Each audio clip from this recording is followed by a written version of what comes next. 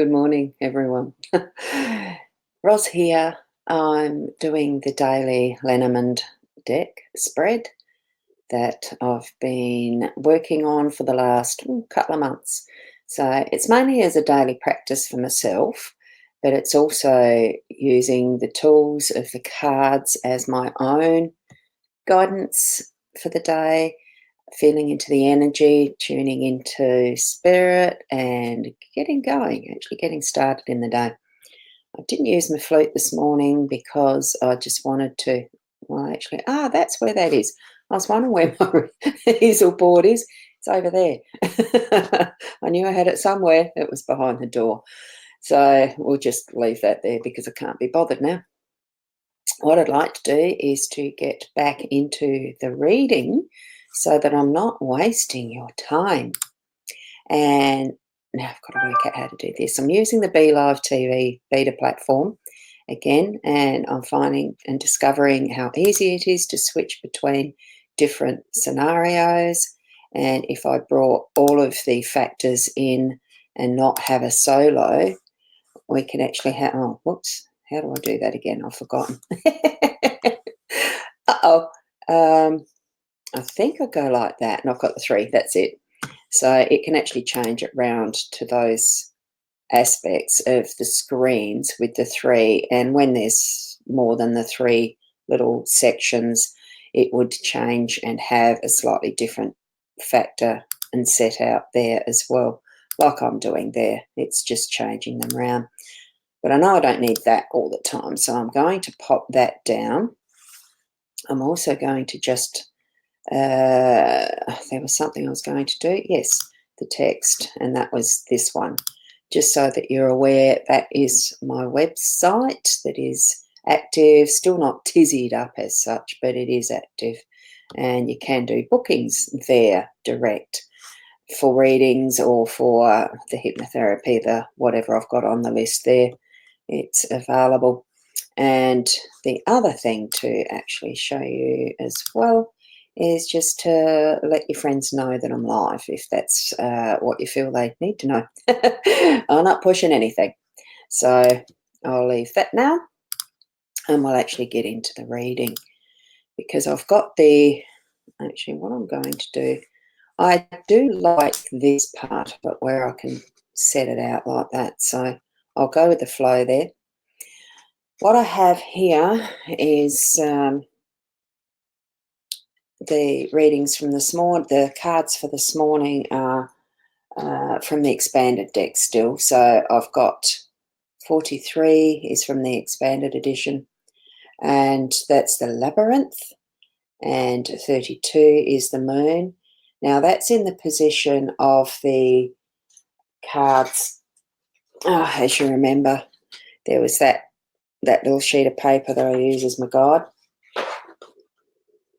And the other thing, before I get too far, if there is anyone on, I'm just going to try and monitor.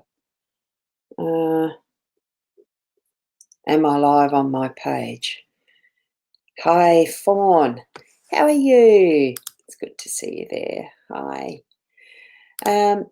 Fawn, can you just let me know if my sound is okay? Because it's the one thing I need help with knowing that I can't check for myself, really, without getting echoes in my ears, and I don't want to do that.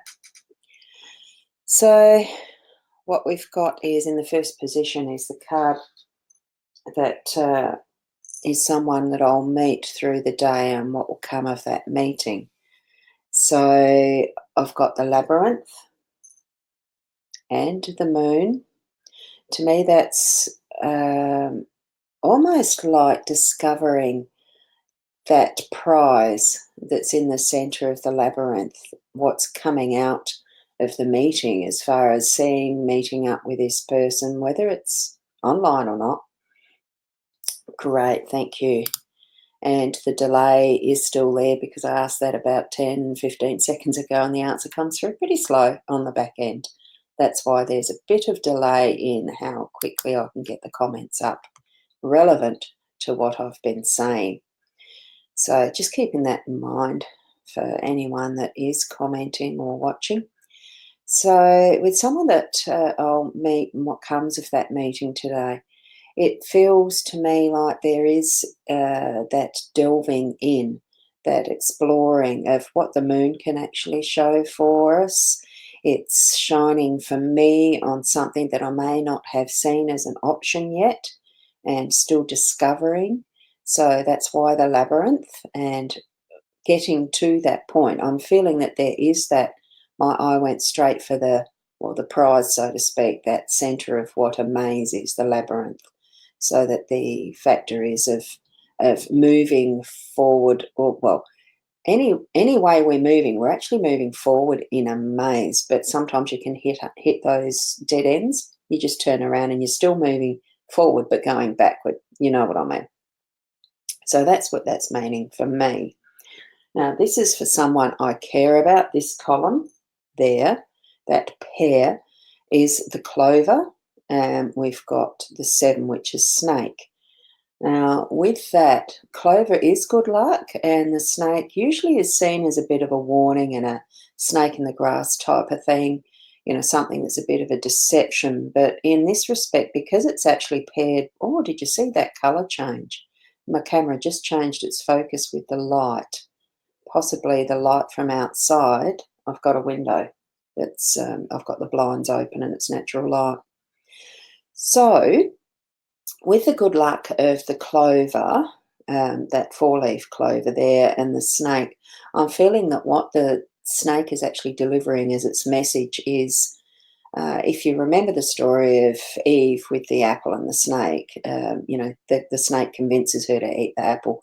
So I think there's something that's a good luck factor in that, whatever is that convincing story that's being made is actually going to be really lucky and beneficial. So for the person I care about and my interaction with that person, I think it's potentially going to be a very good thing for me to be listening well. Hi, Eunice. It's Eunice, a really great friend of mine from school days. One of those that doesn't matter how infrequently the meeting up, it's like it was just yesterday. So great to see you here, Eunice. And so that for me is what this is indicating. I'm just going with what the first impressions are that come to my head with seeing these pairings, because what I do first thing, I do the 9 in the 2 rows. I don't look at them until I actually speak here to you in this live streaming. So it's just as a surprise for me what they're actually showing.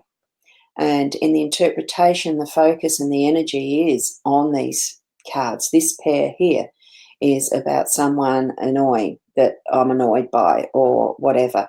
So, hi Cindy, how are you?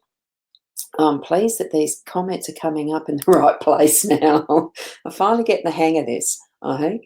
What we've got is the lilies and the coffin. So being in that place of someone annoying, the lilies actually are more of a restful card. They're a peaceful card. As you're looking at the reflection in that stained glass, it actually instills in me just that intense feeling of, I suppose, going back to the days of watching the Addams Family or the Munsters or whatever, and there was always that single lily on the breast of whoever was laying on their coffin or in their coffin or whatever. Because this is coffin, of course, to do with endings. It's just that piece of letting go of whatever is around you and laying and closing the eyes and feeling that intense inner beingness. That's what I'm feeling with this. So for anything that's going to be annoying for me by any person, by any means, I'm at peace with that. So that's what I'm sensing there. Now I'm going to move this shelf. I'm just going to actually put myself up as that, because then I can move the shelf without you seeing it, feeling it, and getting a bit of the heebies with that movement, because it is a little bit needing a realignment as well. So let's see how that looks. I'm just going to have to move that a little bit that way, and hopefully you can see it all. Great. Now, in the 4th position, this is the pair that actually is the consoling, something that will console me. And I have in this position, it's house or home at 4, and 11 is the whip. So I think probably what I'm feeling as I'm looking at those two cards is cracking the whip for myself and getting things moving forward with the house, with organising things. And because I have changed direction of where I'm living, or will be soon, because I will be moving back to Port Elliot. At this point in time, it's what my decision's been. I've I've got the home there and a few things needing doing. So it's cracking the whip and getting that actioned. And I find that really interesting in the card that I actually had this morning that was my chocolate card. I've got the chocolate deck out sitting there, and it's come up with the card of change. So you'll see that in the post that I made alongside of the photo of this spread. So I'm moving through to actually instigating, getting that change happening, getting it moving. At the halfway mark with the fifth pair, this is, and see the camera is changing as I'm moving that around. It wants to focus on that tip. I'll just leave it sitting back here. You can just see which pair I'm pointing to, which is the mice. It's the well and the mice. And that well is part of the expanded deck of the Lenormand, and it's actually asking whoever's looking at it, it's basically asking to go deeper. And in the meaning of the mice, mice can go anywhere. They really find those nooks and crannies to take advantage of whatever is around, especially with food. So that's, the abundance that they're actually sitting in there with all the bread, the food, the apples, even chewing on that plastic or cloth or whatever it is that he's chewing on. They take advantage of every means that they can to delve into the abundance around. So that for me is actually indicating, it's something that awaits me. It actually, for me, it's indicating that there is the hidden corners of what can be my abundance, and I need to be looking more deeply at that. And also for those that are stealing and taking away from me what is mine as well, because they can be sneaky, and in effect, I suppose mice are getting into stuff that's not theirs. They're just taking advantage of what is there. So it's probably a bit of a warning as well, that what awaits me is needing to take a bit more care around what I have, where it is, and who else may be actually accessing that. So, there's a bit of a warning, but also a bit of a looking forward to something that is actually abundance, because it's there for the mice to be flogging. Oh, gee, I'm just trying to pick up on my English. I just used that word, and my dad would be horrified. Anyway, I'll keep going. At our column number 6, which is the ship and the fox, and that's at the position of something that will help me. One of the things that the change chocolate card also indicates is change is going somewhere for a short time of travel or something like that, but it also mentioned that inner travel as well. So with that being the first card I drew this morning, I'm taking this as well to be that bit of an inner travel to really discover for myself the decision I've made being the right one, and the other aspects of it that I need to be looking into, especially since it's near the well as well. We are still building this story for what is effectively my day. And the fox, just a little bit of a warning, for me to not just stir up the nest, I was going to say another word starting with S, but it's, going to sometimes delving too deep or looking too deep, or like a fox can get in and just do destructive things in a chicken coop for no reason other than that they can. And they might be hungry, but they leave so many, they'll kill so much to get just the one, and then they don't. It's all of that. Sometimes it's not really the purpose is not to just stir for the sake of stirring. Or changing things for the sake of change. I'm feeling that I need to, it's just taking that time with self in that, even if it's just my own, going to my Zen space to actually suss that out a bit more and feel that detail of the why and all the rest. And that's a more emotional journey. Now I'm going to go back to doing that so I can change the position of my camera again and the shelf, and let's see how that aligns. Is it going all right? Yes, that's almost perfect. I might just pull it out just a little bit. Oh, no, I've just got to move the table, that is, because it's just in the shadow of that light now that we're on the end. Here we have in the position 7, which is for something that might happen, that might surprise me. I just love the mask because it really is that surprise. Which one am I wearing today? Sometimes it is like that. We're really not sure where we're at in our, the start of the day, effectively. So here we've got the letter as well with the mask. And, of course, that one is the part of the expanded edition as well. I've got a few here on this end of the reading. A letter is good communication. It's something that we can look forward to. It's something that is nice to receive. Most of the time, I think it's actually indicating there might be something in writing that I'm needing to look at or read as well. Not so much in a book, but short, a letter, communication with someone. So that mask could be anything from work to career to, family, anything for the day to day. And that's where the surprise will be. And at the 8th position, we've got something that I desire that may or may not happen as well. I love the tree of life. I love that rainbow. To me, the rainbows are something that really does go back to that story in the Bible and the covenant that was there as the final biggie with the floods and Noah and the covenant with God and all the rest. It's, so much of what we read, even in those most holy of books, whatever your beliefs are, they still are a relevant base of story that's being written, that's being read, that's being lived by so many people as well. And that covenant, to me, it's just that evidence. Sometimes we just, as people, need the evidence of what is that most inner of being, connection with soul. And that, for me, is what the rainbow is as well. So it's showing for me in that something I desire.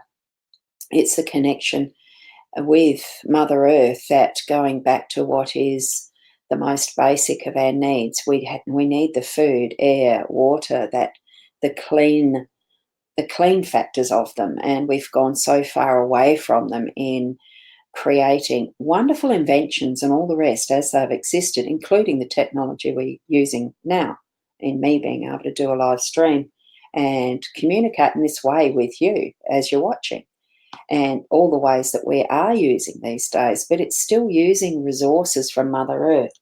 It's the deep-rootedness of where our life comes from. It is from the trees, from the earth, from the air, because even trees need just the pure air, the water to nourish, the nutrients to nourish, as we do. And as we're weeding and harvesting and gaining our own nutrients for this body, the physicalness, we're also doing that through looking at the Kabbalah that's there in that tree. That's the tree of life. It's all that we need, because we're not just a physical body. It is our spiritual and our mental health and all of who we are. So that's what that's speaking to me of. And what I desire is to live the best and most simplest and least destructive to Mother Earth. And so that just, the power sometimes of what the cards are actually reinforcing in speaking to us, giving us those inner messages. And the final card is just something nice. And both of these are from the expanded edition. 37 is time, as you can tell with all of those clocks, and the 2 bridges. That nature of, sometimes indecisions, there is one of the other cards that is the path. It's got the two divisions going that way. But in this one, it's showing the two bridges that actually expand that idea even further for me, because of the way that that movement backwards and forwards over a bridge it's more of that backwards and forwards, instead of just taking one path and you can't turn back. So it's deciding the which one. In this one seems to be just so far away and almost ethereal, because it's in that cloudiness up the top, as you can see there. Oh, I forgot my pointer, put it down. And the beautiful lights behind it, and what we can actually dream for ourselves, envision even in the mists, because I'm seeing the mists there. It's still that working towards, like, eventually even the mist will rise when the sun comes to its fullness, because it dissipates and shows the fullness of the energy around. And this is what I'm feeling, the energy around. That's something nice that's, well, going to happen in time. At some point in time today, that's going to be a factor. So that's what I'm feeling around all that. So I'm hoping that as you reflect on the cards for yourself as well, that in whatever way that you receive your messages, your intuition, if you doubt that you've got psychic abilities, don't doubt anymore. Trust. That gut feeling is an indicator. You're feeling it around that solar plexus chakra. You're feeling it in the body, because the cells will reflect that. And you're feeling it around the cerebral, because anything that we do requires thinking. And that's how we analyze. It's how we actually perceive. Trust. Just trust what you're receiving. Question it if you need to, because we can't, there can be blind trust, but there's also, we're given that free will part of it to actually question things, so that we do know, understand, and can believe more truly what is our truth in what we're doing, so that we can then be more of who we are in our own strength, and work that through in our life. So just trust those cards in the messages you receive. Trust little things that pop up, as, you know, a song that's come up 3 times in the day, and you think, what the heck, someone telling me? It's possible someone is trying to tell you something, so listen. You know, it's that balance of seeing, hearing, being, listening, that silence. So I'm going to leave you with that. I've gone for long enough now, and time to move on in the day, of course, and grab another coffee and breakfast and live. So enjoy your day. Blessings for it. Namaste. And I'll see you tomorrow morning.